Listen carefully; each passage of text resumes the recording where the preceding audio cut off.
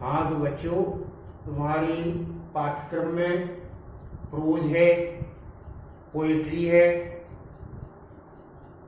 Short stories है और नाटक है, द मर्चेंट ऑफ वेनिस। तो प्रोज में 2 लेसन हो गए, पोएम भी 2 हो गई है, ग्रामर में भी एक चैप्टर डायरेक्ट एंड इनडायरेक्ट का हो गया है। अब मैं शॉर्ट स्टोरीज में पहली जो स्टोरी है वो तुम्हें बताऊं। पहली स्टोरी का टाइटल है द गोल्ड वॉच, सोने की घड़ी। ये पौनी विक्रा रफी ने लिखी है, लघु कहानी है तुम्हारी। पहले तो कवि के बारे में तुम्हें बताऊं मैं, और ये राजू प्रकाशन की पुस्तक जो यूपी बोर्ड द्वारा प्रिस्क्राइब्ड है, इसको आप ले लेना और इसमें देखना। उसको मैं पुस्तक से ही पढ़ाऊंगा तुम्हें है? तो अबाउट द ऑथर, राइटर के बारे में जानकारी थोड़ी दे दूं।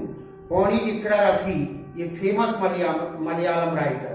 पौनी विक्रा रफी एक प्रसिद्ध मलयालम लेखक थे। वाज बॉर्न इन केरला इन 1924। जो 1924 में केरल में पैदा हुए थे। He is a trade unionist who criticized the working of the church and the priest। ये ट्रेड यूनियन के नेता थे, श्रमिक नेता थे, और इन्होंने चर्च में कार्य करने और उनके पादरियों की आलोचना की।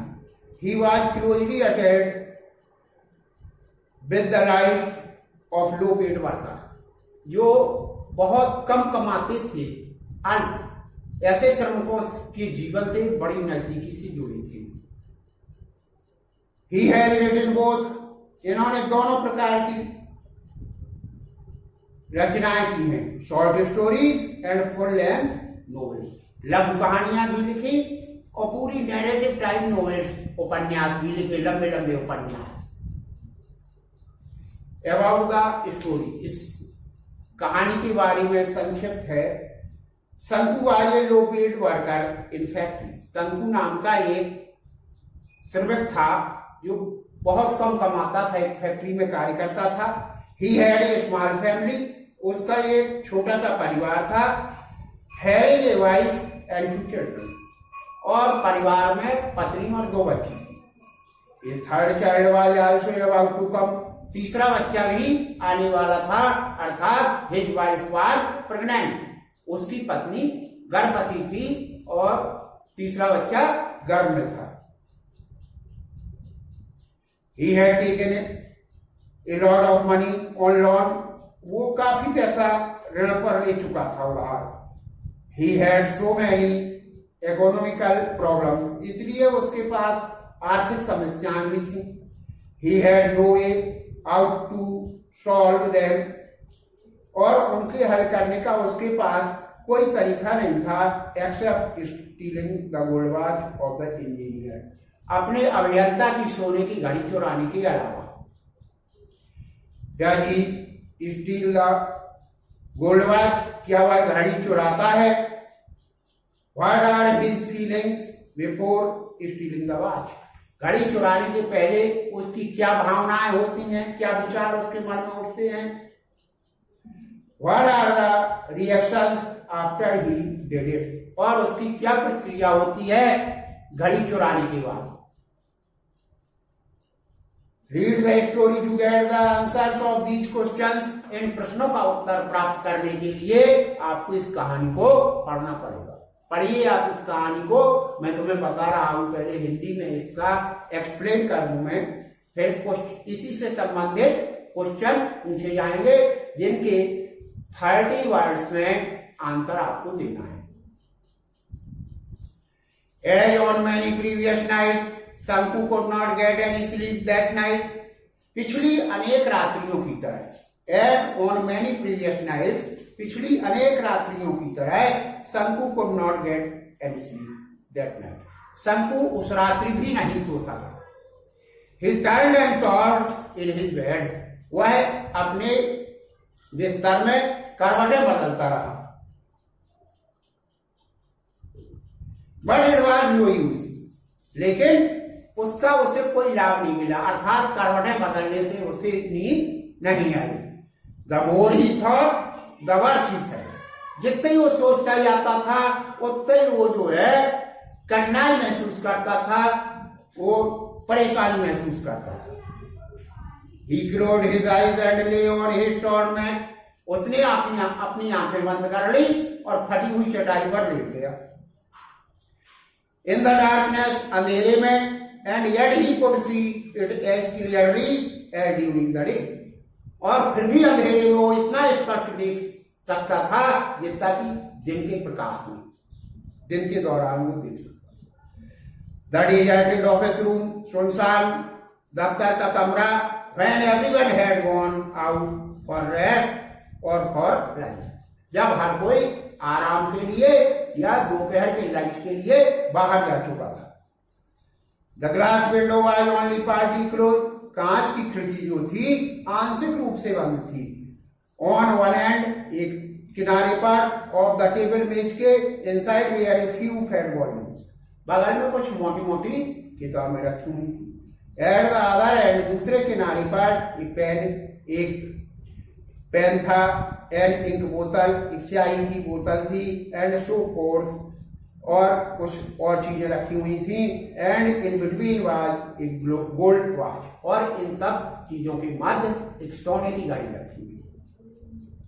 With its gold chain played on a book, ये सोने की घड़ी सोने की चैन के शहर एक पुस्तक पर रखी हुई थी। नेक्स्ट पैराग्राफ है, open the window and stretch out your hand about A foot. Open the window, खिड़की को खोलो, and stretch out your hand, और अपने हाथ को पसारो, फैलाओ, अबाउट ए फुट, लगभग 1 foot, and you can pick it up, और फिर तुम इसे उठा सकते हो। Everyone is out for lunch, क्योंकि हर कोई नाश्ते के लिए, दोपहर के लंच के लिए बाहर गया है। नोबडी विल नो, कोई नहीं जानेगा। नेक्स्ट पैराग्राफ, शंकु रिमेंबर्ड हिज स्पोर्ट्स, शंकु ने अपने साधनों के बारे में सोचा।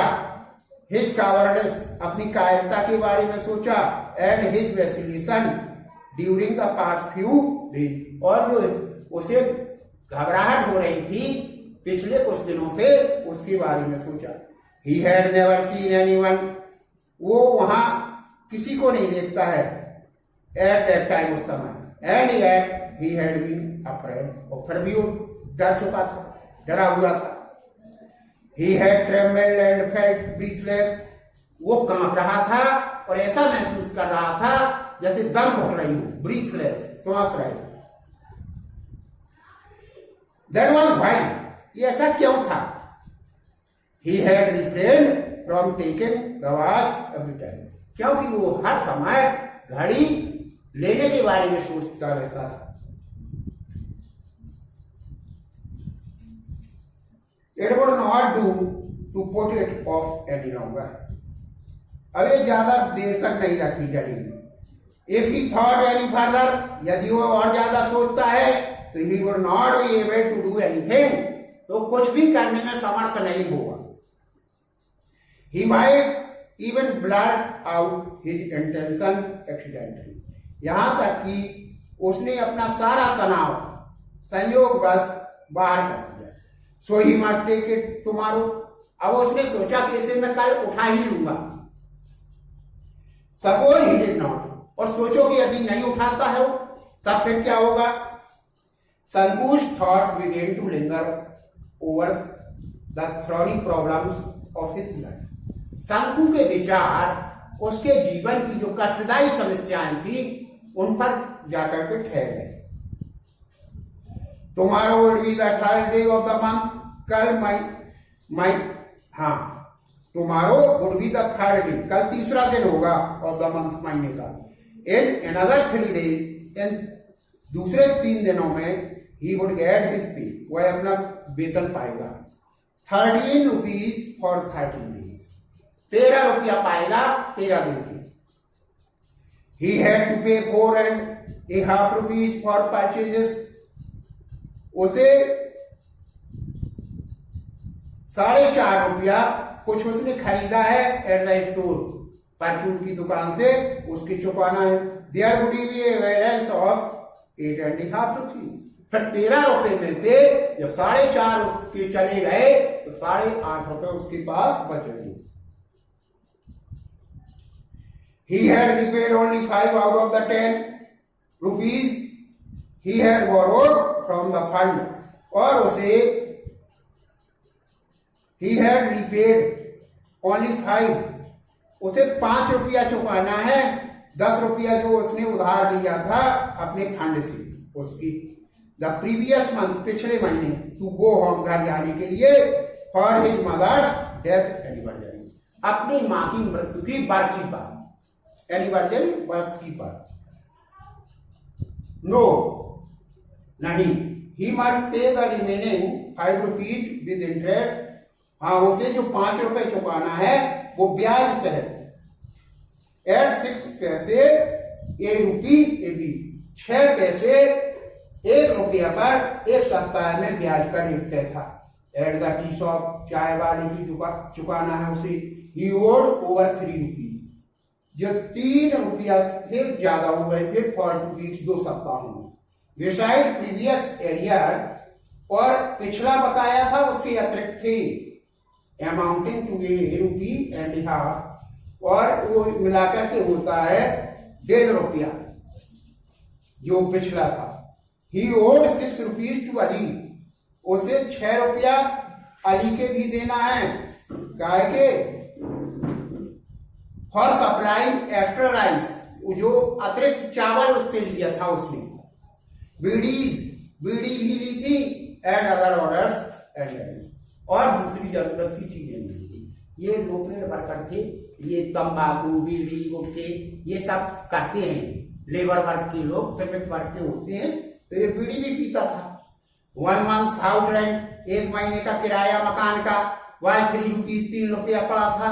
इन एडिशन टू दीज टर्म्स, इन सब जोड़ों को, उधारियों को जोड़ने पर he had taken small loan, वो छोटे छोटे और भी लोन लिए था, और 10 पैसे, 12 पैसा के, 25 पैसे, 25 पैसे के, एंड 50 पैसे और 50 पैसे के, फ्रॉम सेवरल पीपल, अनेक लोगों की। एंड हिज वाइफ, और उसकी पत्नी, हैड रिमाइंडेड हिम, उसकी पत्नी भी उसे याद दिला चुकी थी, 2 days बिफोर, 2 दिन पहले, about the 1 rupees to be paid, ₹1 चुकाना था, द फिश वुमन, मछली वाली औरत का, संगू मेंटली एडेड अप, मछली भी खाता हो गई, तो मछली लाई थी उसकी पत्नी उधार, उसने भी वो याद दिलाया कि ₹1 मछली वाली का है। संगू ने ये सब मन ही मन जोड़ा, एडेड अब the total amount that he needed, उस धनराशि को जिसकी उससे जरूरत थी। यहीं तक रहने दो, अब शेष कल पढ़ाऊंगा मैं।